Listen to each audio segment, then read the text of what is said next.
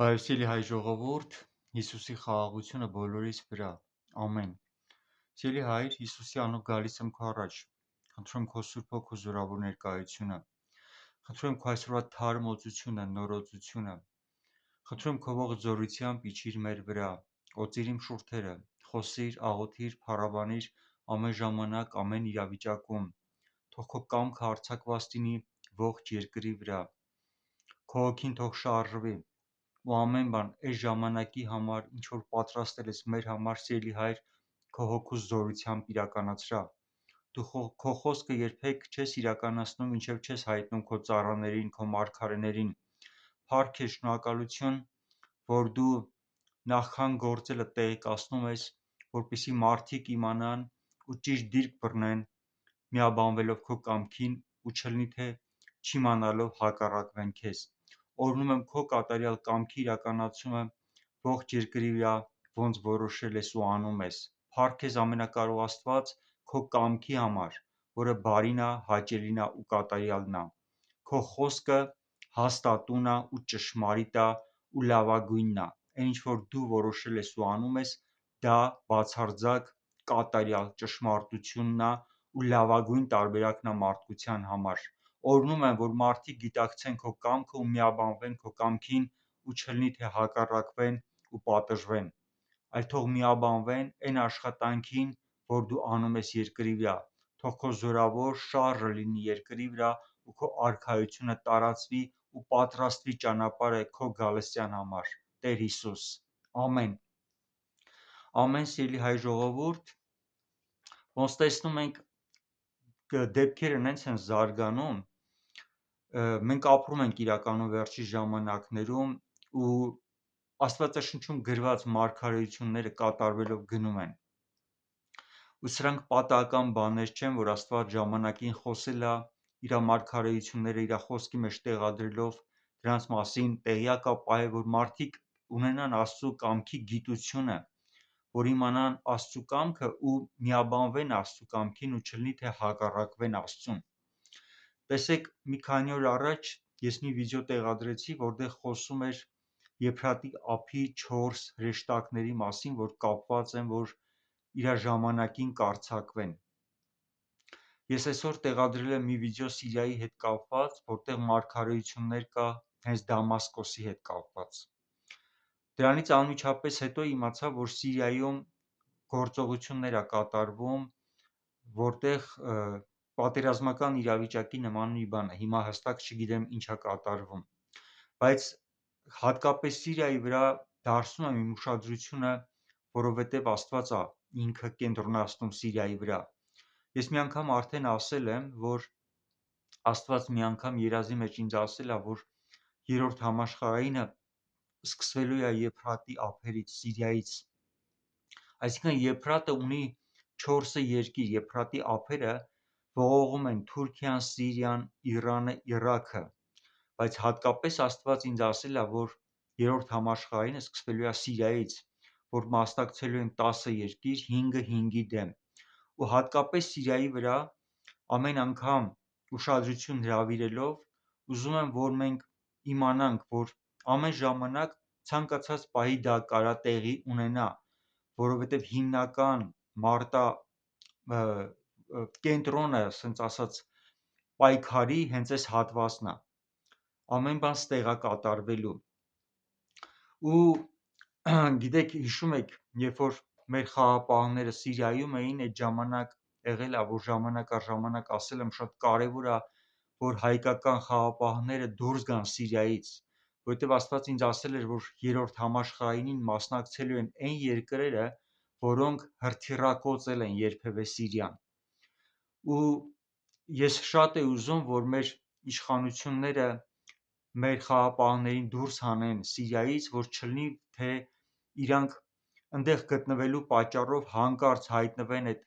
մարտերի կենտրոնում ու ստիպված պատասխանեն ու ակամայից մասնակից դառնան ու դա պատճառ դառնա, որ Հայաստանը մասնակից դառնա երրորդ համաշխարհային ու հիմա փառք Աստծո, ինչքան գիտեմ մեր խաղապահները արդեն դուրս եկած են,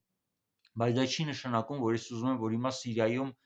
այդ պատերազմները սկսվեն, իհարկե Աստծո խոսքը եթե գրվածը կկատարվի, բայց դա չի նշանակում, թե ես դա ցանկանում եմ, որ կատարվի։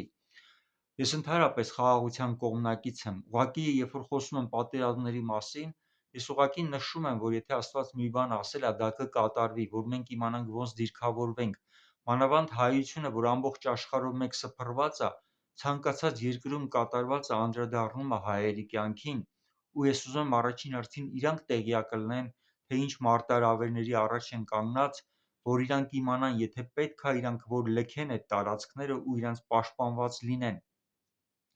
Ու հիմա մենք գտնվում ենք խառը ժամանակների մեջ, մանավանդ հիմա, երբ որ այս ռուս-ուկրաինական պատերազմը ինքը անհասկանալի մի հատ ընթացք է ստանում, Ամերիկան, որը Ուկրաինայի դաշնակիցն էր, Եվրոպայի դաշնակիցն էր, հանկարծ փոխում է իր դիրքորոշումը Ռուսաստանի դեմ, որ պայքարը գնում էր որպես ագրեսորի, Ամերիկայի դիրքորոշման փոփոխությամբ ստացվում է, որ Ամերիկան սկսում է պաշտպանել Ռուսաստանը, ու սա շատ բան փոխում է այս պատերազմական խաղահրապարակում, արենայում, ու ինչ ձևով սա կանդրադառնա մեր վրա, շատ կարևոր է, որ մենք ուշադիր լինենք, ճկուն լինենք, ճիշտ որոշումներ կայացնենք, բայց շատ կարևոր է, որ մենք գիտակցենք Աստծո կամքը ու հասկանանք ինչ մարտահրավերների առաջ ենք մենք կանգնած, ոնց կարա դա անդրադառնա մեր վրա։ Տեսեք, այս վերջում ես խոսում էի, որ Տրամպը իր այդ հայտարարություններով ոնց որ ստիպեց Եվրոպային արթնանալ, սովորեցրեց վերցնել պատասխանատվություն ու ճախրել արծվի պես։ Ու այս process-ի մեջ է ամեն բան։ Բայց այստեղ մի հատ հետաքրքիր հարց կա։ Անհասկանալի է շատերի համար, թե խի հանկարծ Ամերիկան փոխեց իր դիրքորոշումը։ Խի հանկարծ ագրեսորին սկսեց համարել բարեկամ ու վերաբերվել բարեկամաբար։ Գիտեք, ամբողջ հարցը նրանում է, որ Ամերիկայի հիմնական պայքարը Չինաստանի հետ է, տնտեսական պայքար է դա։ Ու այս պահին, այս պատերազմի ընթացքում Ռուսաստանի թուլանալու արդյունքում, չնայած որ ինքը Ամերիկան իր քաղաքականությամբ Բայդենի աշխատակազմը, ադմինիստրացիան այնձև քաղաքականություն էր վարում, որ թուլացնում է Ռուսաստանը, որպեսզի բերի պարտության, որպեսզի Ռուսաստանի ծրագրերը Ուկրաինայի ու Եվրոպայի հանդեպ իրականություն չդառնա։ Ու Տրամպը գալով իշխանության հանկարծ կտրուկ փոխում է այս քաղաքականությունը, թվում է, թե ինքը էլ չի ուզում Ռուսաստանի պարտությունը։ Իրականում ինքը չի ուզում Ռուսաստանի պարտությունը, ու պատճառը նա է, որ Ռուսաստանի պարտության դեպքում ուժեղանում է Չինաստանը, որը Ամերիկայի համար ևս մի այլ ավելի լուրջ վտանգ է իրանից ներկայացնում։ Նորից եմ ասում, Չինաստանի հետ Ամերիկայի պայքարը տնտեսական պայքար է։ Ու հիմա Ամերիկան իր դիրքորոշումը փոխելով, իր գործողությունները նման է իրոք նրան, որ ինքը դավաճանում է Ուկրաինային ու Եվրոպային, բայց ինքը անում է իր շահերից ելնելով, փորձում է Ռուսաստանը փրկի քայքայումից, որտեղ Ռուսաստանը շատ ուժեղ թուլացած է, շատ ուժեղ քայքայման եզրին կանգնած է, ու վտանգ կա մինչև այս պահը, որ Ռուսաստանը կքանդվի, կփլուզվի մի քանի մասի։ Մի քանի վիդեոներ առաջ այս մասին խոսել եմ։ Ես ասում եմ, որ Ռուսաստանը, եթե Պուտինը ինքը չի կատարում Աստծո կամքը, որը հստակ ասում եմ, որ տեսիլքով տեսել եմ, ու դուրս չի բերում իր զորքը Դոնբասից, Լուգանսկից, Խերսոնից ու Զապորոժիեից, հակառակվում է Աստծո կամքին, մնում է մի տարբերակ, որ Ռուսաստանը կփլուզվի։ Եթե ինքը իր հոժար կամքով չի ուզում Աստծո կամքը կատարել, մնում է, որ հանդիպի այն անեծքին, որին հանդիպում են բոլորը, երբ որ հակառակվում են Աստծուն։ Ռուսաստանը այսօր կանգնած է այդ փլուզման եզրին։ Գիտեք, այս ամեն ինչ Ամերիկան շատ լավ տեսնում է, ու իր քաղաքականությունը փրկելու Ռուսաստանը դրան է ուղղված։ Ինքը փորձում է փրկելով Ռուսաստանը նախ վերահսկի ամբողջ տարածքը, որ լինի մի մարդու ձեռքում, ոնց հիմա կա, քան թե բաժանվի մի քանի մասի, ու անհասկանալի է հետագայում, թե այդ միջուկային զենքը ինչ տերություններ կարան վերահսկեն։ Սա Ամերիկայի վախն է։ Բայց բացի այն, նա հասկանում է Ամերիկան, որ եթե Ռուսաստանը փլուզվի, շատ տարածքներ անմիջապես կարող անցնեն Չինաստանի վերահսկողության տակ, ու մանավանդ Սիբիրի հատվածը, որտեղ հիմնական օգտակար հանածոներն են Ռուսաստանի հարստությունն է, որը կարող վերահսկի Չինաստանը, որը կստացվի, որ Ամերիկայի համար Ռուսաստանի պարտությունը դառնում է հենց Ամերիկայի պարտությունը, որտեղ դառնում է Չինաստանի հաղթանակը։ Ու Ամերիկայի ջանքերը փրկելու Ռուսաստանը սրան է ուղղված։ Ահա պատճառը, թե ինչ քաղաքականություն է վարում Ամերիկան ու ինչ է իր ուզածը, որը շատերի համար անհասկանալի է ու բնական է, շատերի հայացքում դա դավաճանություն է, որովհետև ինքը իր դաշնակցի փոխարեն կանգնում է իր թշնամու կողքին։ Այդ նույն բանը մեզ շատ ծանոթ է, երբ որ մեր դաշնակիցը Ռուսաստանը պատերազմի ժամանակ կանգնեց մեր թշնամու կողքին ու օգնեց այն հաղթանակը, որ Ադրբեջանը մեր հանդեպ տանի։ Մենք շատ լավ գիտենք դա ինչ է, ու հիմա այս նույն բանը անում է Ամերիկան արդեն Ուկրաինայի ու Եվրոպայի հանդեպ։ Նորից եմ ասում, ինքը իր շահերն է հետապնդում։ Բայց Ամերիկայի քաղաքականությունը մենակ այս ուղղությամբ չի, որ պայքարի Ռուսաստանում Չինաստանի դեմ։ Կա նաև Սյունիքի միջանցքը, ինչը որ գիտենք, ինչի համար որ Ռուսաստանն էլ, Թուրքիան էլ, Ադրբեջանն էլ ուզում են այդ միջանցքը բացվի իրանց նպատակների համար, եւ նաև Իսրայելը որոշակի առումով։ Իսրայելի հետ կապված մի անգամ ասել եմ, որ ինքը ուզում է միջանցքը որ բացվի, որպեսզի այդ միջանցքով զրկվի Իրանի առևտուրը դեպի Հայաստան ու դեպի Եվրոպա, որպեսզի տնտեսապես Իրանին խեղճացնի ու թույլ չտա, որ Իրանը զարգանալով, ուժեղանալով ստեղծի միջուկային զենք, որը ուղղված է Իսրայելի վրա։ Ամեն դեպքում Իրանի հայտարարությունները դա է։ Սա Իսրայելի դիրքորոշումն է Իրանի հանդեպ։ Իրանն է պատճառը, որ Իսրայելի շահերը ինչ որտեղ համընկնում է Ադրբեջանի շահերին միջանցքի բացելու առումով, բայց նաև հակասում է ինչ որտեղ հենց ինքը իրեն Իսրայելը, եթե թույլ է տալի միջանցքի բացումը Իրանին զրկելով տնտեսական առևտրից, ինքը ստեղծում է իր դիրքորոշումով Թուրանյան ծրագիրը, օգնում է, որպեսզի կայանա այդ ծրագիրը, եթե միջանցքը բացվում է, եթե Թուրքիան միանում է Ադրբեջանի հետ ու տարածվում է դեպի Ռուսաստան, դեպի իսլամական աշխարհ, Միջին Ասիա, սա Թուրանյան ծրագիրն է, որը ուղղված է վերջին հաշվով Իսրայելի դեմ, ու սրա Իսրայելը նույնպես գիտակցում է։ Այսինքն Իսրայելը համ ուզում է միջանցքի բացումը, համ չի ուզում։ Մի կողմից իրան օգուտ է, որ խեղճացնում է Իրանին, մյուս կողմից վնաս է, որ ուժեղացնում է Թուրքիային։ Ու այստեղ ամեն մեկի շահը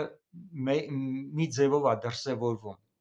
Բնական է Հայաստանի շահերից չի միջանցքի բացումը, որովհետև դա Հայաստանի կործանումն է, Հայաստան պետության վերացումն է։ Հայաստանը ամբողջությամբ ընդգրկվում է Թուրանյան ծրագրի մեջ ու դառնում է Հայաստան պետությունը կարող ուղղակի վերանա, տարածքը կարող դառնա Թուրանյան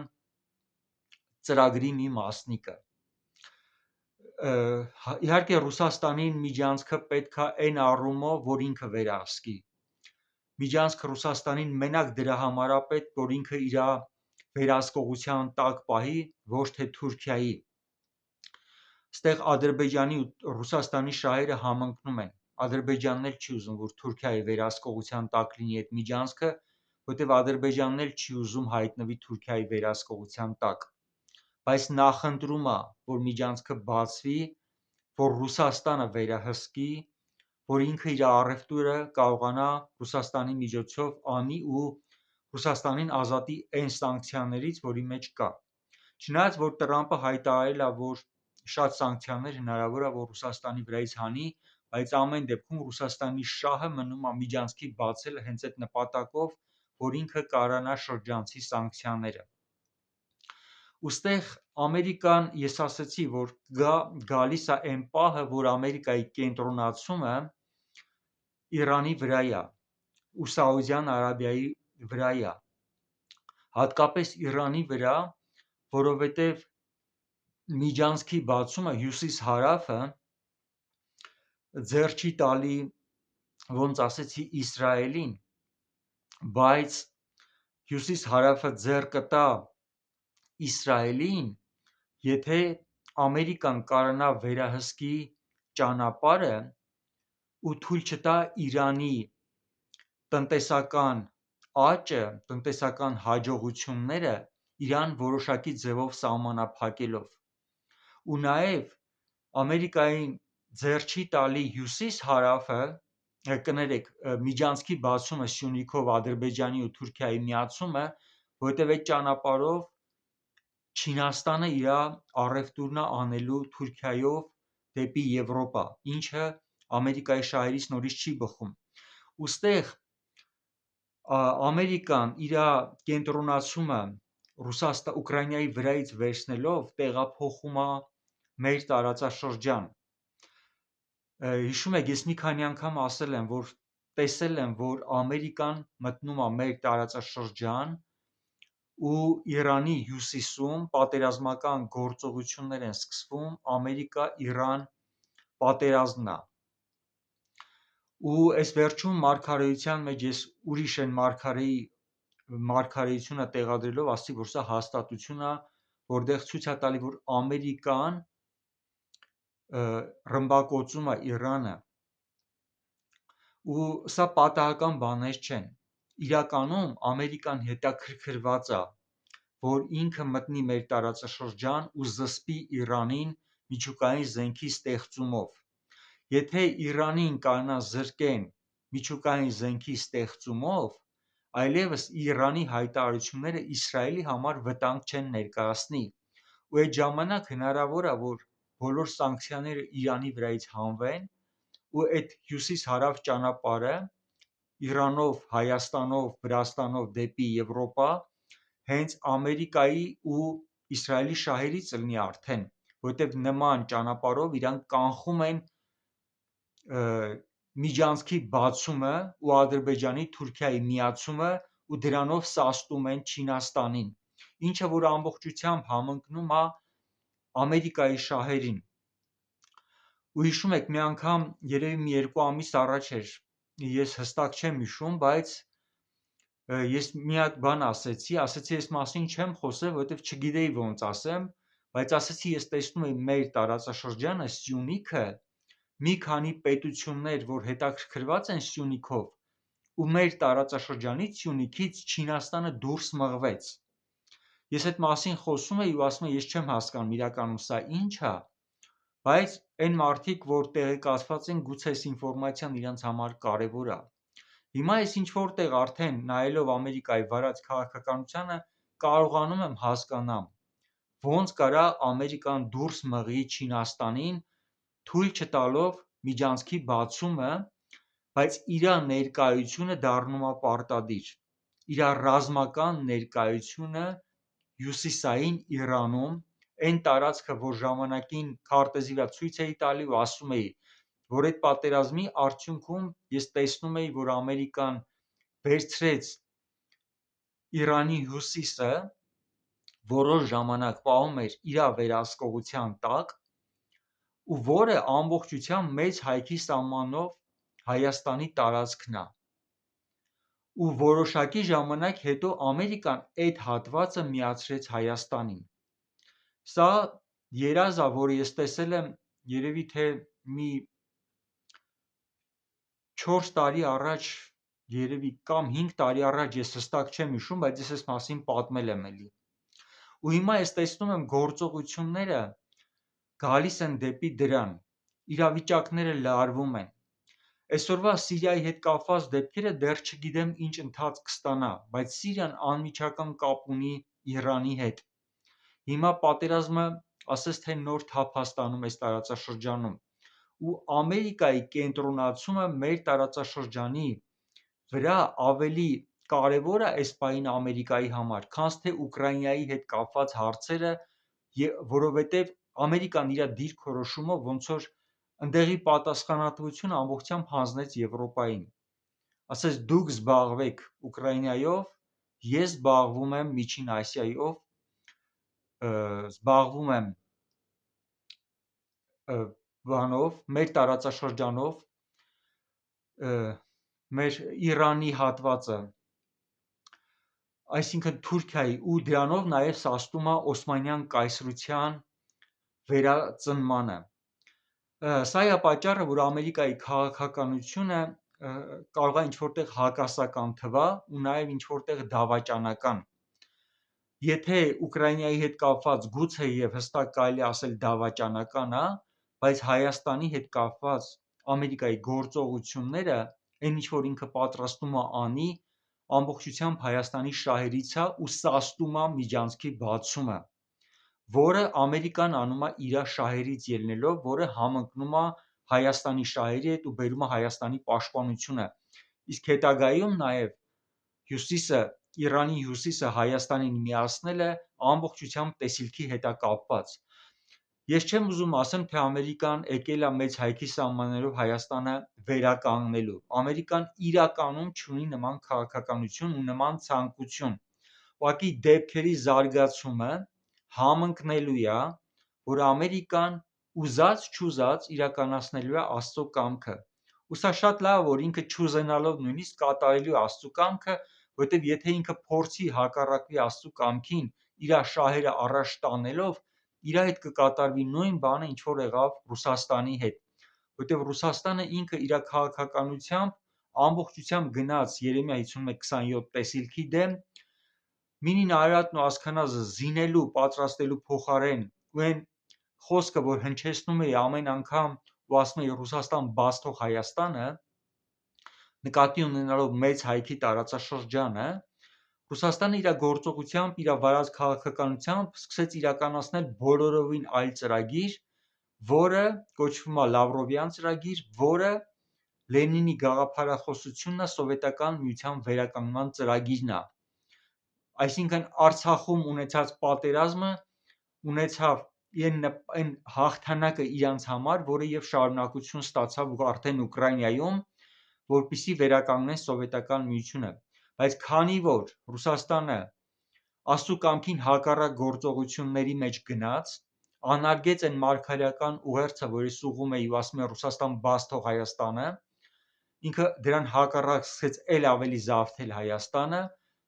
Ռուսաստանը հանդիպեց Աստծո բարկության հետ ու Աստծո պատասխանին։ Այն ինչ որ կատարվում է հիմա Ռուսաստանի հետ, սա Աստծո պատասխանն է Ռուսաստանին, Ռուսաստանի աննազանդության համար։ Ես դրա համար եմ ասում, որ Ռուսաստանը, քանի որ նաև հակառակված է ու չի ուզում դուրս գա Ուկրաինայից, Ռուսաստանի փլուզումը ընդհանրապես ժամանակի հարց է։ Ու Ամերիկան սա գիտակցելով փորձում է փրկի Ռուսաստանը։ Բայց եթե Ամերիկան փորձում է մարդկային ճանապարհով սա անի, իրան ոչ մի բան չի հաջողվելու, Ռուսաստանը փլուզվելու է։ Եթե իրականում Ամերիկան ուզում է օգնի Ռուսաստանին, պետք է համոզի Պուտինին դուրս գա ուկրաինական տարածքներից, Դոնբասից, Լուգանսկից, Խերսոնից ու Զապորոժիեից, ու դրա դիմաց իրան թողի Ղրիմը, ու դա կլինի Ռուսաստանի փրկությունը ու կդադարի փլուզումը։ Ես ուզում եմ, որ Ամերիկան սրա վրա կենտրոնանա ու եթե ուզում է Ռուսաստանին օգնած լինի, թող պարտադրի Ռուսաստանին այս քաղաքականությունը, դա անելով չի թույլ տա, որ Ռուսաստանի փլուզումից հետո Չինաստանը ուժեղանա։ Ես օրհնում եմ Աստծո կամքի կատարյալ իրականացումը, կատարյալ կամքի իրականացումը ամեն երկրի վրա։ Ես օրհնում եմ, որ Աստծո կամքի գիտությունը գա ամեն երկրի վրա։ Նույնիսկ Իրանը, որ հռչակումներ է անում Իսրայելի հանդեպ, թող իր մոտ գա հասկացողությունը ու դադարի այդ նենգ ծրագրից, որ ուզում է վերջնական վերացնի Իսրայելը։ Եթե ինքը այդ դիվային գաղափարախոսությունից հրաժարվի, Իրանի կարգավիճակը կփոխվի ու այն բոլոր պատերազմները, որ կախված են իր գլխին, կդադարեն։ Բայց քանի դեռ ինքը Աստծո կամքին հակառակ որոշել է, որ պետք է վերացնի Իսրայելը, Իրանի վրա Աստծո դատաստանը չի ուշանալու։ Ու նույն դատաստանը գալու է նաև Թուրքիայի վրա, երբ որ Ամերիկան այս տարածաշրջանում արդեն լինի Իրանի հատվածում, Իրանի հյուսիսում ու նաև խափանի Օսմանյան կայսրության գաղափարախոսությունը։ Այդ ժամանակ նաև կլինի դատաստանը Թուրքիայի վրա, որը նույնպես հայտարարում է ու ասում է, որ Երուսաղեմը թուրքական է, Օսմանյան կայսրության մասն է։ Թուրքիան էլ եթե հիմա հրաժարվի իր այս սխալ գաղափարախոսությունից, Օսմանյան կայսրության ստեղծման ծրագրից, անեծքը իր վրա էլ կկանգնի, էլ չի կայանա Աստծո դատաստանը, բայց եթե ինքը շարունակում է այդ ծրագիրը առաջ տանել ու դրա վերջնական նպատակը վերջում Հայաստանը զավթելուց հետո Երուսաղեմի վրա հարձակվելն է ու Երուսաղեմը գրավելն է, դա Աստծո կամքին հակառակ գործողություն է, որը Թուրքիային տանելու է անեծքի մեջ ու քայքայման մեջ, ու Իրանի եւ Թուրքիայի քայքայումը եւ Ադրբեջանի պետության վերացումը քարտեզի վրայից, դա ժամանակի հարց է դառնում։ Աստված զորավոր ձևով միջամտել է իրավիճակների մեջ ու գերբնական ձևով պաշտպանում է իր որոշված երկրերը, որի համար առանձնացված խոսել է եւ Իսրայելի համար եւ Հայաստանի համար, որն է Մինի Արարատի ասքանազի թագավորությունը։ Ցանկացած երկիր, երբ որ իր քաղաքականությունը վարում է ու հաշվի չի նստում Աստծո կամքի հետ ու գործում է Աստծո կամքին հակառակ, ինքը գործ ունի Աստծո հետ։ Ու թող Աստծո կատարյալ կամքը ու Աստծո կատարյալ վերահսկողությունը լինի ամեն երկրի վրա։ Աստծո կամքը կատարողների վրա թող գա Տիրոջ օրհնությունը, Աստծո կամքին հակառակվողների վրա Աստծո դատաստանը արդեն իսկ եկել է։ Հայր, փառք քեզ քո փառավոր հաղթանակի համար, որ դու իրականացնում ես քո ժողովրդի կյանքում, քո որոշված տարածքների վրա բերելով քո գերբնական պաշտպանությունը։ Օրհնում եմ Իսրայելը, օրհնում եմ Հայաստանը, Մինին Արարատն ու Ասքանազը մեծ հայքը, որ բարձրանան գերբնական պաշտպանության մեջ ու քո ծրագրերի համար։ Ամեն երկիրը ինչ կոչումի համաձայն, որ քո կողմից նախատեսված ու որոշված է, որ իր կոչումը իրականացնի ու դառնա ազգերի օրհնությունը ու քո փառքը տարածողը այս երկրի վրա։ Հավիտյան եղիր փառավորված, օրհնությունդ լինի ամեն մի երկրի վրա, որ միաբանվում է քո կամքի իրականացմանը, իսկ քո կամքի դեմ հակառակվողները հենց իրանք են իրանց վրա բերել անեծքը ու իրանք իրանց ձեռքով են բերել իրանց կյանքերի վրա